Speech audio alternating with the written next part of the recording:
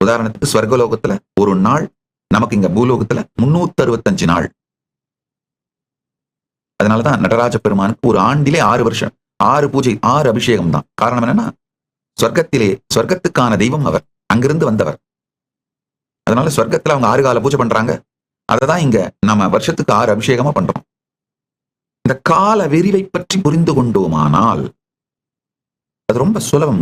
கொஞ்சம் அதுக்கு கான்சியஸா எஃபர்ட் போடணும், டைம் போடணும், அவ்வளவுதான். இது எப்படின்னாங்கய்யா, 10 ரூபா கொடுத்து ஒரு லாட்டரி வாங்கி 1000 கோடி ரூபா அந்த லாட்டரியில உங்களுக்கு பரிசு விடுற மாதிரி தான். என்னன்னா, ஒரு நல்ல செய்தி, இந்த லாட்டரி வாங்குற அத்தனை பேருக்கும் பரிசு. நீங்க மொத்தமா ஒரு 4-5 மணி நேரம், ஒரு 2-3 சத்சங்கம் ஸ்ரத்தையோடு இந்த காலத்தை பற்றி புரிந்து கொண்டீர்களானால்,